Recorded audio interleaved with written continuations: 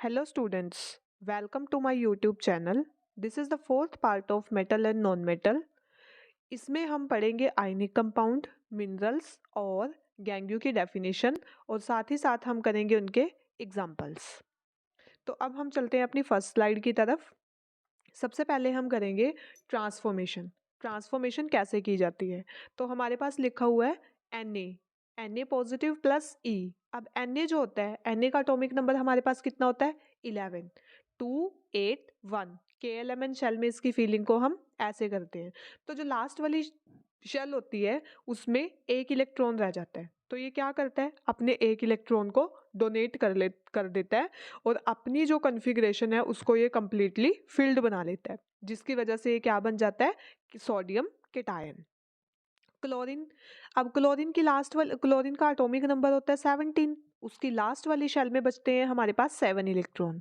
तो क्लोरीन क्या करता है, उस एक इलेक्ट्रॉन को अपने पास ले लेता है, क्योंकि क्लोरीन जो होता है वो हाईली इलेक्ट्रोनेगेटिव एलिमेंट होता है, ज़्यादा से ज़्यादा इलेक्ट्रॉन को अपनी तरफ खींचने की कोशिश करता है। तो क्लोरीन के ऊपर नेगेटिव साइन बन जाता है और उसकी आउटर मोस्ट शेल भी फिल हो जाती है। अब ये बनेगा Na positive plus Cl negative.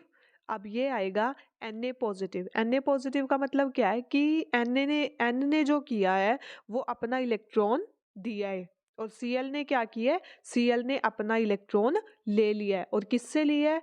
Na से लिया है। तो ये थी हमारे पास ट्रांसफॉर्मेशन ऑफ इलेक्ट्रॉन। किसकी थी ये? NaCl, sodium chloride with atomic numbers. Next करते हैं हम आयनिक कंपाउंड। आयनिक कंपाउंड क्या होते हैं? आयनिक कंपाउंड वो कंपाउंड होते हैं by transfer of electron from a metal to non metal, जिनके अंदर ट्रांसफर होती है इलेक्ट्रॉन की एक मेटल से दूसरी नॉन मेटल के अंदर, उसको हम क्या बोलते हैं? Ionic compound. ये थी हमारे पास आयनिक कंपाउंड की डेफिनेशन। नेक्स्ट हम बात करते हैं उसकी प्रॉपर्टीज। प्रॉपर्टीज क्या क्या होती हैं? First of all physical nature, second होती है melting and boiling point, third is solubility and fourth is conduction of electricity. तो अब सबसे पहले हम डिस्कस करेंगे कि फिजिकल नेचर क्या होता है।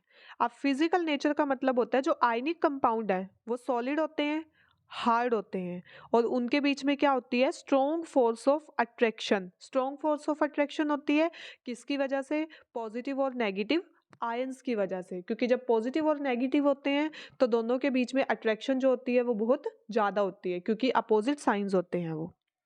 अब बात करेंगे हम मेल्टिंग और बॉइलिंग पॉइंट की। अब इनका जो मेल्टिंग और बॉइलिंग पॉइंट होता है वो क्या करता है? कंसिडरेबली अमाउंट ऑफ एनर्जी वो ले लेता है। और क्या करता है वो, मतलब हाई मेल्टिंग पॉइंट को ये शो करता है। क्यों शो करता है? क्योंकि इसके जो बॉन्ड हैं वो ब्रेक होते रहते हैं और उनके बीच में जो स्ट्रॉन्ग इंटर आयनिक अट्रैक्शन बनती रहती है, जिसकी वजह से मेल्टिंग और बॉइलिंग पॉइंट को ये हाई शो करता है। उसके बाद बात करते हैं सॉल्युबिलिटी। सॉल्युबिलिटी क्या होती है? जो इलेक्ट्रोवैलेंट कंपाउंड होते हैं वो जनरली सोल्यूबल होते हैं वाटर के अंदर और इनसोल्यूबल होते हैं किसी भी सॉल्वेंट जैसे केरोसिन एंड पेट्रोल। ये थी हमारे पास सॉल्युबिलिटी कि कैसे वो घुल जाता है किसी भी दूसरे सब्सटेंस के अंदर। अब बात करते हैं कंडक्शन ऑफ इलेक्ट्रिसिटी। अब कंडक्शन ऑफ इलेक्ट्रिसिटी क्या है? कंडक्शन ऑफ इलेक्ट्रिसिटी का मतलब है कि ये किस में होती है? सॉल्यूशन में। इन्वॉल्व क्या होता है? मूवमेंट ऑफ चार्ज पार्टिकल, मतलब जो चार्ज पार्टिकल हैं वो मूव्स करते हैं, जिसकी वजह से क्या होती है? इलेक्ट्रिसिटी कंडक्ट होती है। और जब पॉजिटिव और नेगेटिव साइन आते हैं तभी इलेक्ट्रिसिटी की कंडक्शन वहां पे हो सकती है। नेक्स्ट हम बात करते हैं अकरेंस ऑफ मेटल्स। अब इसमें हम तीन डेफिनेशन पढ़ेंगे, मिनरल्स और एंड गैंग्यू। तो फर्स्ट हम स्टार्ट करते हैं मिनरल्स। मिनरल्स क्या होते हैं हमारे पास? द एलिमेंट और a compound which occurs naturally in the earth crust. वो एलिमेंट या वो कंपाउंड जो कहाँ पाए जाते हैं? अर्थ की क्रस्ट में पाए जाते हैं, उनको क्या बोलते हैं? मिनरल्स। जैसे कोल, कॉपर या फिर जिंक। अब बात करते हैं ओर्स की। ओर्स क्या होते हैं? ओर्स वो मिनरल्स होते हैं जो कंटेन करते हैं high percentage of particular metal. Which metal can be profitably extracted, मतलब और क्या होते हैं, वो ही मिनरल्स होते हैं जो कंटेन करते हैं बहुत ज़्यादा पर्टिकुलर मेटल्स को, और which metal can be profitably extracted, और वो मेटल हमने किसी ना किसी चीज़ से एक्सट्रैक्ट की होती है, तो उसको हम क्या बोलेंगे, ओर्स। अब इसके एग्जाम्पल की बात करते हैं। एल्यूमिनियम जो मेटल है उसको हम एक्सट्रैक्ट करते हैं बॉक्साइट ओर से।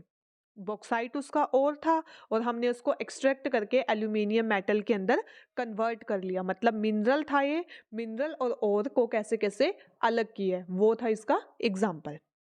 तो अब हम बात करते हैं थर्ड, गैंग्यू। गैंग्यू क्या होता है हमारे पास, the earth are usually contaminated with large amount of impurities such as soil, dust and sand. अब ये कहता है कि जो अर्थ होती है वो कंटामिनेटेड हो जाती है लार्ज अमाउंट ऑफ इम्प्योरिटीज, बहुत ज़्यादा इम्प्योरिटीज की वजह से, जैसे सॉइल हो गया, डस्ट हो गया या फिर सैंड हो गया, तो उसको हम क्या बोलेंगे, गैंग्यू।